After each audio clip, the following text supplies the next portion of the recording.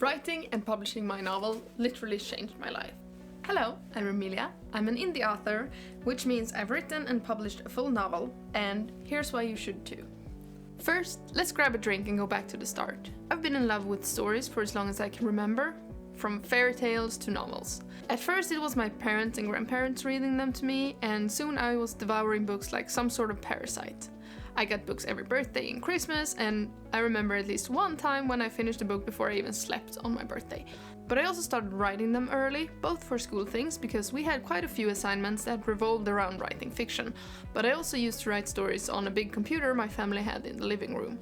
One that was pretty much only used for writing, MS Paint, and maybe one game. I honestly don't remember doing much else on that specific computer, but I do remember spending hours on it just writing. Everything from fanfiction, before I knew that was a thing, to original stories. I even started writing what I planned to be a full novel. I wrote 4 chapters, started on the 5th, and reading it now, I have no idea where I plan to go. There are literally obvious foreshadowing for things I don't remember. So it's safe to say that I wrote a lot of stories up until my late teens. That's when I started to focus on other things.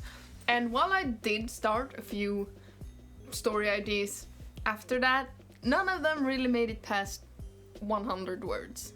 But fast forward to 2021, and I had this story idea set in a big cave system about an introverted girl who went out looking for her best friend's child, and somewhere along the lines found both friends and love. And while writing that book, I too found friends and love. Not necessarily romantic love, I already had that, but love for myself. Writing and publishing Keep Me Breathing really taught me a lot of things, and the first thing I want to talk about is that by putting parts of myself into the characters, I learned a lot about myself. Both good and bad things, but I have found it easier to accept some parts of myself after seeing them in my characters. And I've also been forced to deal with some issues and getting rid of some parts that I don't want. But honestly, it's only because I was able to see in the characters on the page that I'm even aware of some of my own bad habits and traits. And more importantly, I've learned a lot about who I want to be. But writing the characters and the story isn't the only thing that taught me about myself. Finishing the first draft, the second, the third, and so on also taught me something that I had stopped believing about myself. That I am capable of finishing things. Something that I hadn't done in years at that point. It also taught me that I enjoy more parts about the process than just writing. I find cover design fun, marketing is interesting, and connecting with other writers is so fulfilling. And that's another thing. For most of my life, writing has been something I've done alone. Something I rarely shared with anyone. And while I'm blessed with a best friend who has shared my interests for most of our childhood years, having a community now as an adult with other people who share my interest in writing has done so much to better my skills and make me a better writer. Having people to bounce ideas off of, people who are excited about your characters, and getting bite-sized chunks of other people's work in progress can really teach you a lot. Because yes, you can compare, and probably to a certain degree should compare your writing to finished published works.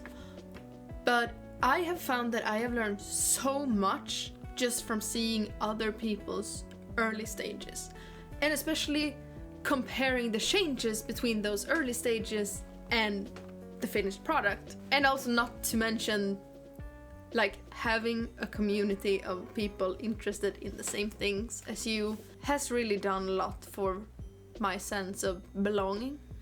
And while all of these are reasons alone, I have saved the best for last.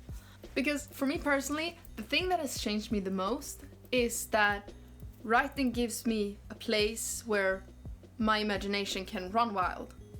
And that has freed up so much mentally for me.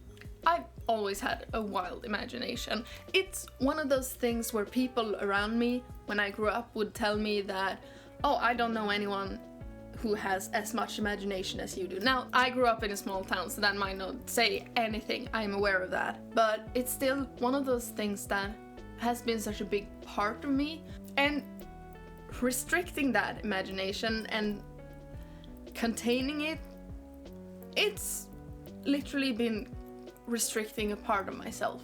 Though unleashing it has been like unleashing a monster, because now I have way too many ideas and things I want to do and not enough time or energy to do them. But I feel more alive than I have done in years, so I still think it's worth it.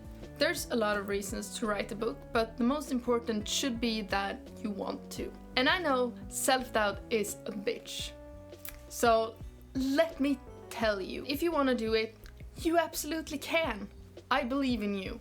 And you won't regret it, that I can promise you. Hell, at one point I had a failing grade in English, and I still wrote my debut novel in English. If I can do it, you can do it too. And if you want to check out my book, I'll leave some links below for you. But until next time, thank you so much for watching, have a great adventure, and I hope to see you in the next video. Bye!